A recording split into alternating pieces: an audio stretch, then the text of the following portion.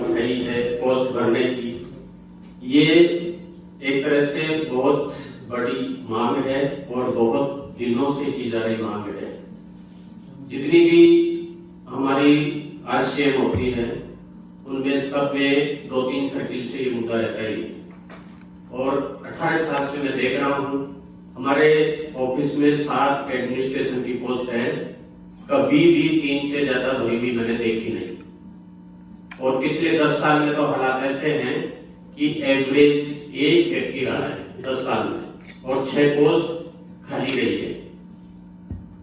और अभी हमारे एडीसी ने ज्वाइन किया है, पिछले 2-3 साल से सारी खाली चल रही है। तो ये मतलब बहुत बड़ा हमारी एक तरह से इसको आप मांग मानिए। ये समझ लीजिए कि सर्किल को चलाने के लिए एडमिनिस्ट्रेशन की 7 में से कम 4 पोस्ट का हम चाहते हैं कि वो आप भर दीजिए। वैसे एमटीएस का था, अभी 7 पोस्ट सैंक्शन है, उसमें से एक ही साथी हमारे थे, 6 पोस्ट खाली चल रही थी, अभी 3 आ गए हैं, तो थोड़ा बहुत मतलब रिलीफ मिला है। एक और ज्वाइन करने वाले 2 ने ज्वाइन कर लिया, तो आशा करते हैं 3 एमटीएस भी जल्दी ही मिलेंगे हमें। तो ये हमारी इस सर्किल की बहुत बड़ी ज्वलंत मांग है। आप इसको हमेशा ध्यान में रखते हुए इस पर आप दृष्टि जरूर डालें ताकि इस सर्किल को हम नई ऊंचाइयों पर ले जा सके। हमारे विशिष्ट अतिथि महोदय कॉमरेड द्वारकेश जी व्यास जिला सचिव हैं, एटक के जिला सचिव हैं भारतीय कम्युनिस्ट पार्टी। आप राजस्थान चैप्टर के संयोजक हैं इंडियन एसोसिएशन ऑफ लॉयर्स के, आप लॉयर हैं तो आप उसके राजस्थान चैप्टर के संयोजक भी हैं। आप छात्र जीवन से ही छात्र राजनीति में सक्रिय भागीदारी करते हुए आगे बढ़ते आए हैं। आपने जोधपुर में बहुत सारी ट्रेड यूनियन के गठन में संगठनकर्ता के रूप में सक्रिय भागीदारी आपने निभाई है। हम जो साथी हैं हमने देखा है कि मेहता जी यहाँ के हमारे संयोजक के जितने भी ट्रेड यूनियन हैं, चाहे वो संगठित हो असंगठित हो, सभी ट्रेड यूनियन के वो संयोजक थे और उन्हीं के सानिध्य में आप आगे बढ़ते हुए उनकी जगह पर आप जोधपुर में कार्य कर रहे हैं। तो ये बड़ी खुशी की बात है। इसके लिए हम आपका स्वागत अभिनंदन करते हैं कि मेहता जी जैसी शख्सियत की आप जिम्मेदारी निभा रहे हैं। तो हम आशा करते हैं कि मेहता जी का जो नाम और काम था आप उसको आगे बढ़ाएंगे। आपने हाल ही में खनन श्रमिकों के लिए एक नई यूनियन का गठन किया है। खनन श्रमिकों में सबसे बड़ी जो दिक्कत होती है कि वो पत्थर में जब काम करते हैं तो उसका पाउडर निकलता है और फेफड़ों में जाके जमता है, सिलिकोसिस बीमारी होती है और 2-4 साल में श्रमिक की डेथ हो जाती है। तो आपने उसके लिए भी काम किया। सरकार 50,000 रुपए करके पैसा देती थी, उसको आपने 5 लाख रुपए करवाया है। इसके लिए आपका हम बहुत बहुत धन्यवाद ज्ञापित करते हैं। और उनके स्वास्थ्य को लेकर भी आप सक्रिय हैं। और एक जो सबसे बड़ी मैंने अभी डिस्कशन किया था कि जहां भी श्रमिक काम करता है वहां पर मास्क लगाना उसके लिए अनिवार्य करें और यदि नहीं लगाता है तो जो भी कोई फर्म है उस पर जुर्माने का प्रावधान होना चाहिए। आप भगत सिंह चेतना मंच में एक आंदोलन के रूप में आपने चला रखा है कि भगत सिंह जी देश के विकास के बारे में किस प्रकार सोचते थे, उसके लिए भी आप उनके सपनों को आगे बढ़ाकर देश को उसी दिशा में ले जाने के लिए प्रयास करते हैं। इसके साथ ही विभिन्न स्टूडेंट यूथ महिला संघ में आप सक्रिय भागीदारी निभाते रहे हैं। आपका मैं स्वागत अभिनंदन करते हुए निवेदन करना चाहूंगा कि आप आए और हमें आशीर्वचन स्वरूप 2 शब्द बोले। आइए।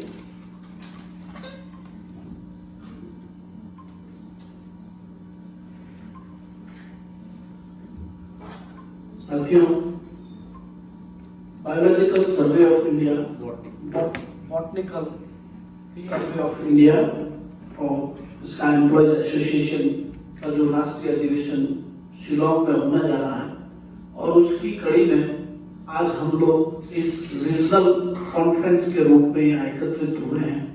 इसके लिए मैं आपके राष्ट्रीय नेतृत्व का और आपकी यूनियन का आभार व्यक्त करता हूँ कि उन्होंने आज इस अवसर पर एक मैसेज के लिए, एक संदेश के लिए मुझे आमंत्रित किया। मैं इस अवसर को अपने जीवन का स्वर्णिम अवसर मानते हुए उपस्थित हुआ हूँ।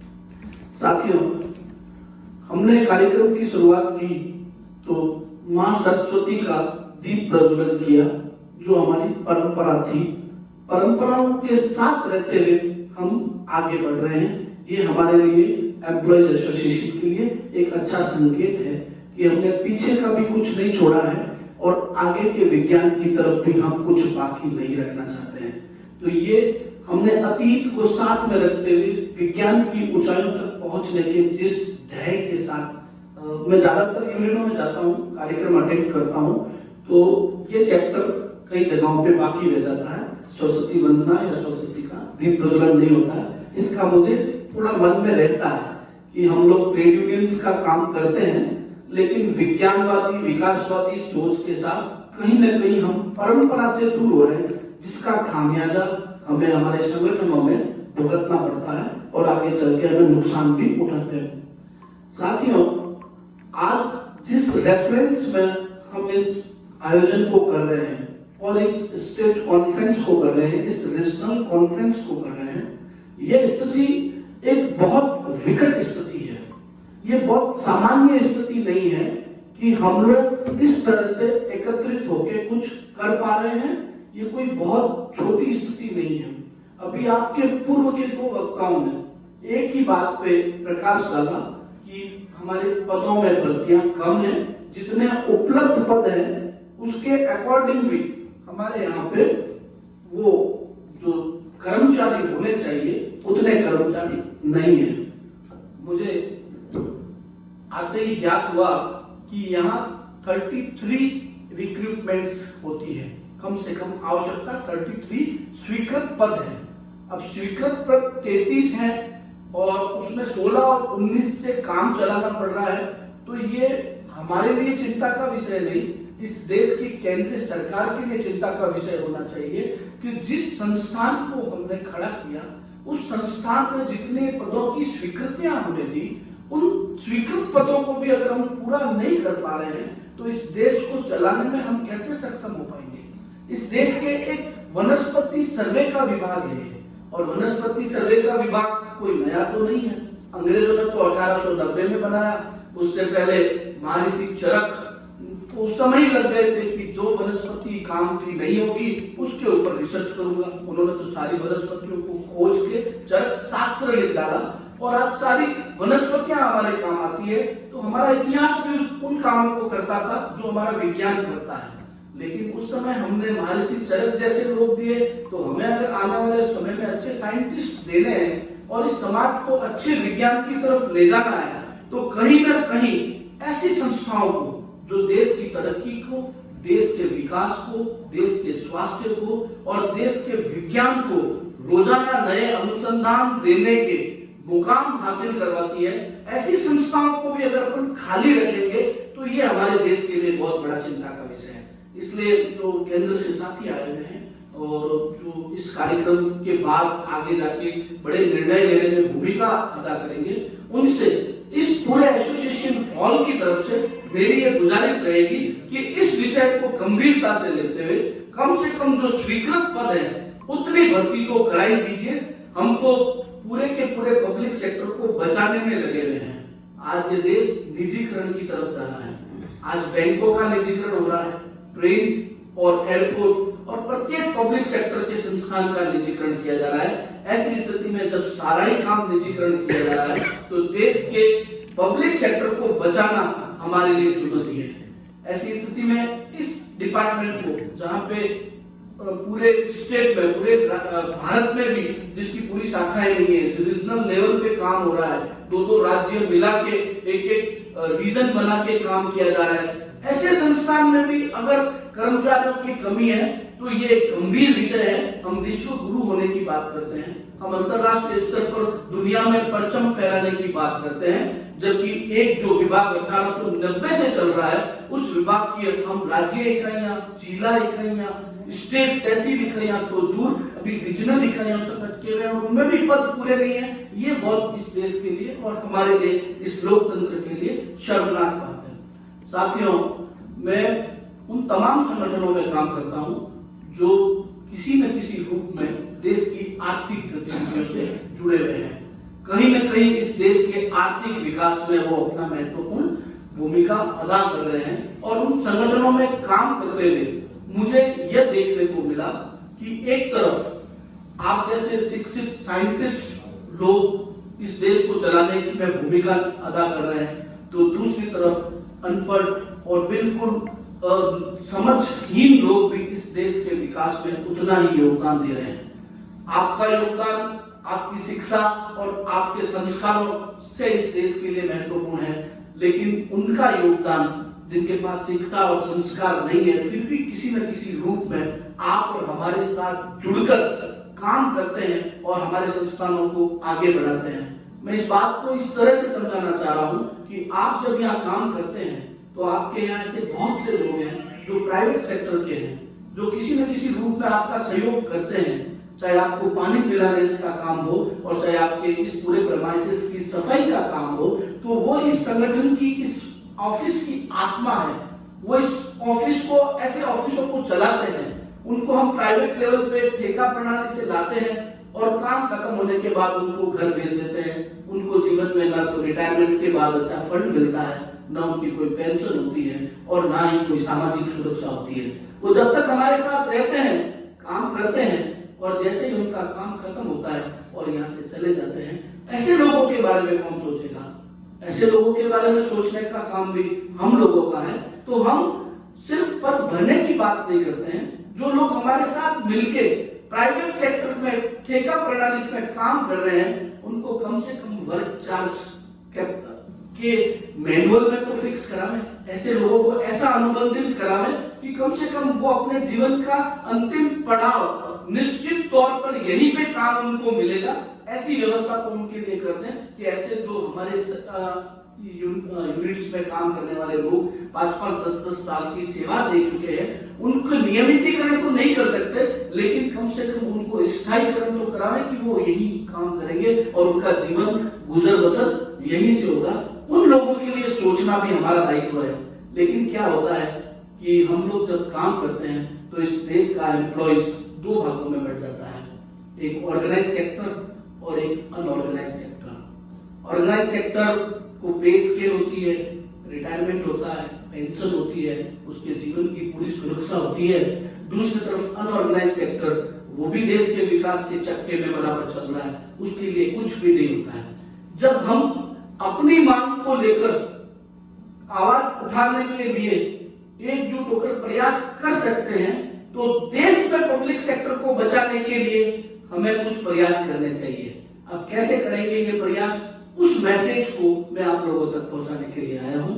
आप पब्लिक सेक्टर के लोग हैं, आपका जीवन सुरक्षित है और आपका भविष्य सुरक्षित रहेगा, ये सब जानते हैं, आपके घर वाले भी जानते हैं और आपकी पीढ़ियां भी जानती है।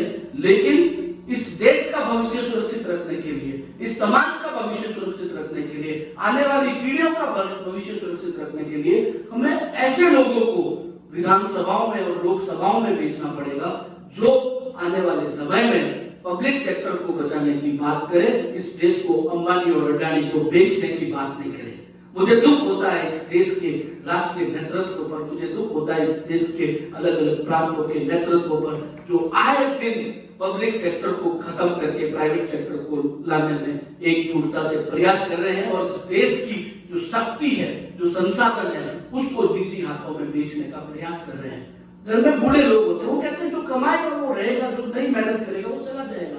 मैं कहता हूँ घर में बूढ़े माँ बाप होते हैं, वो कमा के नहीं देते हैं, उनके पालने की जिम्मेदारी है ना हमारी, हम पालते हैं। एक बच्चा पैदा हुआ है, 25 साल तक नौकरी नहीं करता है, उसको पाल पोस के हम बड़ा करते हैं ना, तो एक राज्य का भी दायित्व है कि अगर कोई विभाग कमाई करके नहीं दे रहा है, अगर कोई विभाग आपको अर्निंग नहीं दे रहा है, तो उसको बेचने की जरूरत नहीं है। उस विभाग की आवश्यकता है, कहीं न कहीं उसकी भूमिका है। सेना कमा के नहीं देती लेकिन सुरक्षा करती है, उसमें स्थायीकरण होना चाहिए, अग्निवीर नहीं चाहिए हमें सेना स्थायी चाहिए, क्योंकि वो देश की सीमाओं को रोकती है। आज अनुसंधान का विभाग है, सर्वेक्षण का विभाग है, अर्निंग्स नहीं करता है, लेकिन ऐसे रसायन को खोज के निकालता है, ऐसी औषधि को पता करता है, ऐसे वनस्पति का सर्वेक्षण करता है जिसकी पहचान मात्र से, संजीवनी बूटी की पहचान मात्र से लक्ष्मण की जान बच गई थी। कहीं न कहीं वो ऋषि मुनि उनको मिले जब ये कार्य संभव हो पाया ना। तो ऐसी चीजों को बचाने के लिए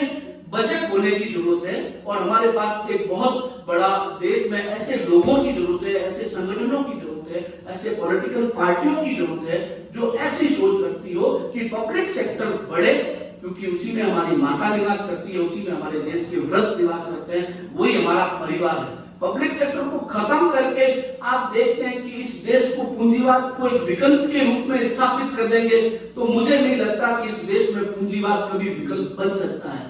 यह देश उन लोगों का है जहां एक कमाता है और 5 खाते हैं, एक कमाता है 10 खाते हैं। ये केवल ऐसा कभी नहीं सोच सकते आप कि जो कमाएगा और वही इस देश पे काम करेगा, उसी को तनख्वाह मिलेगी, उन लोगों को भी पेमेंट्स मिलेगी, जो इस देश, उन विभागों को भी चलाना पड़ेगा जो इस देश की धरोहर को, इस देश के स्वास्थ्य को, इस देश की रक्षा को बचा कर रख रहे हैं। तो ये बहुत से विषय हैं। आपका राष्ट्रीय कॉन्फ्रेंस होगा, नेशनल कॉन्फ्रेंस में इन सब्जेक्ट पर सेंट्रल लीडर्स आएंगे और इन विषयों पे चर्चा होगी। और आप लोग जब सेंट्रल कॉन्फ्रेंस अटेंड करके आओगे तो आप लोग अपने आप को बहुत एलिफेंट की तरह महसूस करोगे कि हम बहुत कुछ लेकर आए हैं, बहुत कुछ हम अपने अंदर समायोजित करके आए हैं, लेकिन आने के बाद अपनी सामाजिक परिस्थितियों में, अपने पारिवारिक परिस्थितियों में और उसी परिवेश में वापस वैसे ही हो जाओगे और जाति, धर्म, भाषा और क्षेत्र के मुद्दों को ध्यान में रखते हुए आम चुनावों में आप मतदान करोगे। आप जिस चुनाव में, जिस लोकतांत्रिक चुनाव में आप जाति, भाषा, क्षेत्र और धर्म को छोड़कर अपने आर्थिक विषयों को ध्यान में रखते हुए पॉलिटिकल पार्टियों का चयन करेंगे, तो ऐसी यूनियनें, ऐसी मीटिंगें आने वाले समय में सफलता की ऊंचाइयों पे पहुंचेगी। नहीं तो हम जो बात इस मंच पे कर रहे हैं वो बात विधानसभा में नहीं पहुंचेगी, वो बात लोकसभा में नहीं पहुंचेगी, क्योंकि वहां जब हम बात करते हैं तो हम धर्म, जाति और भाषा और क्षेत्र के नाम वोट डाल के आ जाते हैं। हम ये नहीं सोचते कि हम जिन लोगों के साथ वोट का सौदा कर रहे हैं वो लोग हमारे देश को बचाने का काम नहीं कर रहे। बहुत सी बातें हैं, मैं ज्यादा समय नहीं लेना चाहूंगा। आप लोगों ने मुझे बुलाया और मैं बहुत संगठनों में जाता आता रहता हूँ, साधारण जीवन व्यतीत करता हूँ, लेकिन आप लोगों ने जो मुझे बुला के जो अवसर दिया है, इसके लिए मैं आप लोगों का बहुत ही शुक्रिया अदा करता हूँ कि आपने मुझे इस काबिल समझा कि मैं आऊँ और यहाँ पे 2 शब्द कहूँ। धन्यवाद।